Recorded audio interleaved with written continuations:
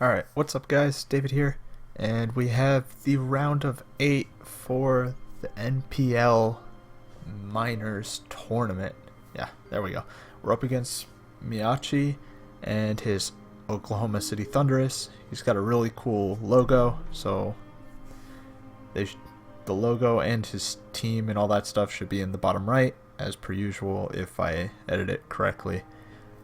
But he's got a really scary team. He's got a Zygarde, he's got a Torn T, Zygarde 50%, Volcanion, Scolipede, Decidueye, a Zelf, and a Mega T-Tar. Now, biggest threats on his team are absolutely the Torn T.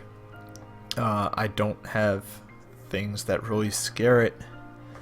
I mean, I have things that scare it, but it is, as per usual with this tournament, Tornadus is a problem if it's scarfed or if it's just fast or whatever. Flying is a problem. So, what else do I have? What else does he have that's scary? The Zygarde 50%. Uzi had Zygarde 10%, and I was completely fine with it because I had mons that could speed tie and threaten it and OHKO it and all this stuff.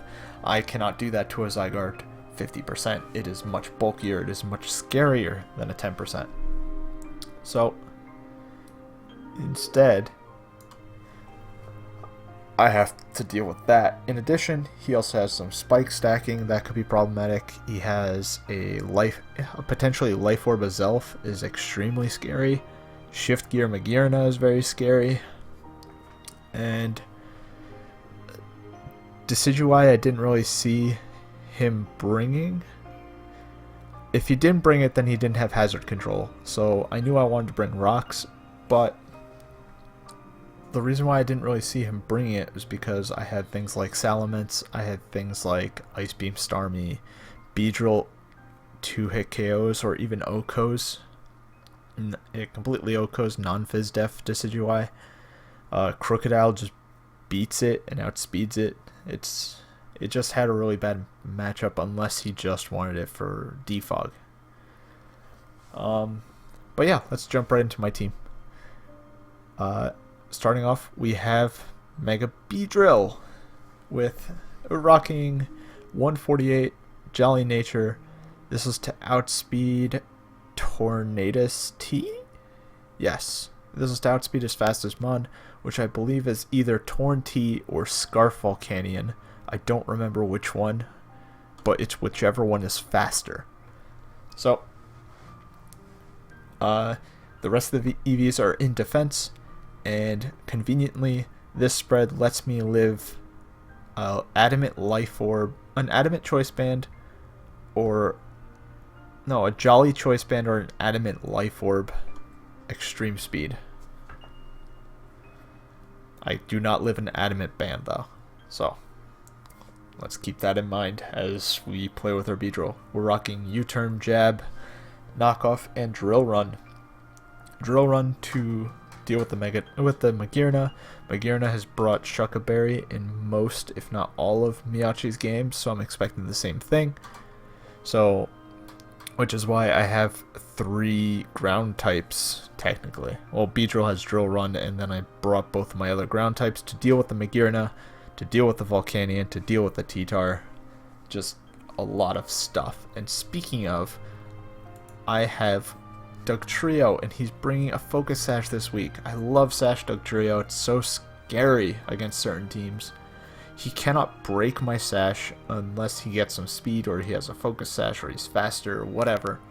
But this traps the Magearna and 2-hit KOs it. It traps T-Tar. And as you can see with the spread, I have 29 IVs in HP to bring me at a 209, which is I forget what the number is, but it's like a standard HP number for Dugtrio. And then I have 0 defense, 0 special defense, minus defense nature to make sure that I hit that 1% HP with the Focus Sash regardless of his T-Tar spread, which would then let me hit him with a max power reversal, which should OHKO any T-Tar. So I have Earthquake for general stab, reversal for the T-Tar, Stone Edge to catch Tornadus and Scolipede if they want, or even Volcanion if it's Air Balloon or Shucka Berry or something. And and also his Elf. And then Sucker Punch for when they have priority moves or Torn comes in, and Stone Edge plus Sucker Punch should kill a Tornadus T if it decides to stay in on me. Sucker Punch is for the +1 Scolipede, it is for a Zelf, it is for everything basically. But yeah, that's my Tornadus. That's my Dugtrio. Cute little guy. Up next, we're bringing back Scarf Cobalion. Did a lot of work before, so I'm hoping it does a lot of work now. Once Volcanion is gone and Zygarde is chipped down, Scarf Cobalion just wins the game. He doesn't have a solid switch into it. His switch in is Zygarde or Volcanion, and if he doesn't have either, then I'm in the clear. But I'm absolutely expecting Zygarde to come because it just 6-0s me. Next up, we have Colbur Berry, Analytic, Starmie. Colbur Berry lets me live Pursuits. That's pretty much it. Lets me live Knockoffs, Crunches. Lets me live 1. I have Scald, T-Bolt, Ice Beam, Rapid Spin. Because hazard stacking is very possible with this Scolipede. Scald to get burns on Scolipede, to get burns on T-Tar, to get burns in general. T-Bolt and Ice Beam are for Volcanion and Zygarde respectively. Max HP Volcanion takes about 50%, I believe, or 58 to 70 or something is the roll. But I'm expecting either Wakan Berry or Fat Volcanion. Maybe even Assault Vest. What am I saying? I know Bloom Doom Volcanion is coming if Volcanion is there.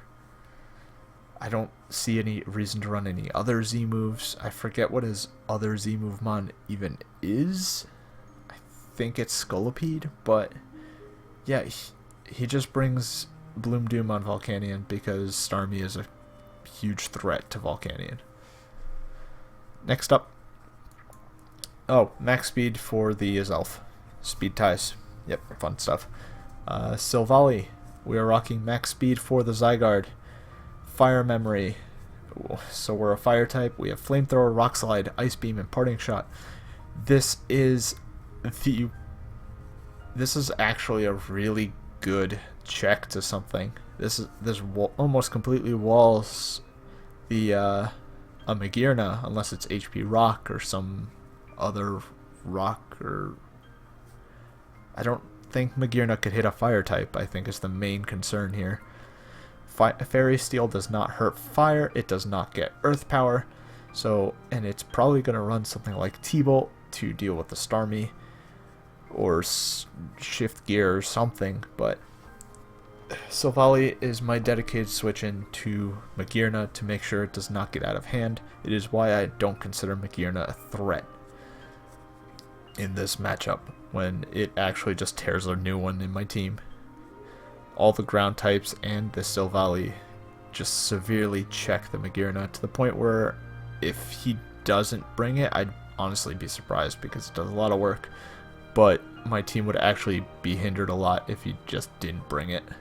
Parting Shot is for momentum, and in case he goes into something like T-Tar or a Scarfer on my Silvally, I can get some momentum. I don't have to take any sort of Rocky Helmet damage or any sort of sand damage, and I can keep my Silvally as healthy as physically possible. And last but not least, we have our meme set this week. I haven't brought a meme set too much. It is Dragonium Sea Crocodile with Intimidate. Enough speed for the Zygarde. I think it's enough speed for Adamant Zygarde, I believe. Rest in HP to be kind of bulky. Rocks, Knockoff, Earthquake, Dragon Claw. Now, Dragonium Z does about 60%, 63, I think, to a standard Coil Zygarde with no boosts. So why Dragonium? Why am I Dragon Claw? Zygarde is a huge problem. And to top it off, his only Crocodile switch-in is a Zygarde. So I'm 100% expecting Zygarde to come. When Crocodile comes in, I click Earthquake or Knockoff, and then both of those put Zygarde in range of a Dragonium Z Dragon Claw. And yeah, that's the plan. I've been rambling enough.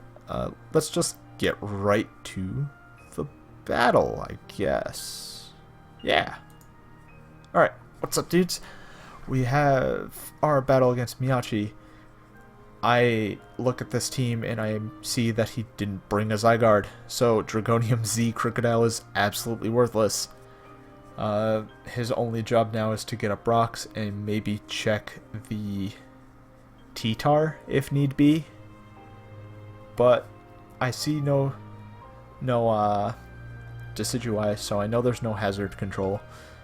I do see Scolipede and I see a Zelf, and I don't know what to make of this team yet. I'm just gonna click lead. I'm just gonna lead my Rock Setter. I'm gonna lead the most expendable Mon, and he chooses to lead a Zelf. So my immediate thought is I live any hit if he's like Scarf or Life Orb or something. So as long as he's not Specs, I go for a knockoff. I see Focus Sash. He goes for a Trick Room, and yeah, you're gonna see that explosion. So I see Focus Sash when I knock him off, and he goes for a non-attacking move. That tells me that this is a Lita's Elf, and that he's probably gonna boom on me next turn. So I knock off turn 1 to see what he wanted to do. And so this turn, expecting the explosion, I'm going to set up my rocks. And thanks to the Intimidate, I get to live that. He brings in his Magearna, and my thought is, this is a Trick Room team, as if I didn't realize it before. So I'm expecting 0 speed, max HP Volcanion at this point, and a max HP, max attack T-Tar, with something like Scarf Torn or Assault Vest Torn, maybe Life Orb Torn, and just Scolipede being an offensive Life Orb sweeper. I don't know what the Torn wants to do just yet, but he brings in the Magearna, and I'm like, I could hold on to this Crocodile for later. I can go into my Silvally, it's my dedicated switch-in. I know I'm not going to outspeed a Magearna under Trick Room, so that's what I do. I go into my Silvally, take the Flash Cannon like a champion, and expecting T-Tar or something else to come in, I want to get up some momentum and go for a Parting Shot instead of a Flamethrower, and that lets me bring in my Crocodile. And my thought process here is Crocodile's expendable. None of my Mons can OHKO a max HP T-Tar, so I'm going to go into Crocodile, put him at -2 attack, -1 special attack. If he doesn't have the Ice Punch, then I get some nice EQ damage off. And if he does have the Ice Punch, then I potentially live if he's defensive. Otherwise, it's a sack. I had no reason to keep Crocodile anymore. It did its job, and it'll let me bring in something more scary. So he goes for the Ice Punch, which he does have, and Crocodile goes down, and Trick Room wears out. That means I could bring in my Cobalion, and completely expecting him not to stay in. He doesn't have a Chople Berry, and he doesn't really have a fighting switch in here. So Close Combat is a very safe play. I probably 2-hit KO anything on his team with it, but I wanted to make the aggressive play. I went for a Iron Head as he brings in his Tornadus. Now, I go for the Iron Head, do 40%. I didn't even calc it because that means he's in range of another Iron Head. And if he doesn't expect me to be Scarfed, then he's going to stay in either Hurricane or U-turn. I know I live a Scarf Hurricane. I know I live a Scarf Heat Wave, so I'm going to stay in. And he decides to stay in, and he loses his Tornadus. Two of his biggest threats to my team, a Zelf and Tornadus, are completely gone. His other threat to my team, Zygarde, didn't even show up, so at this point I'm feeling very comfortable.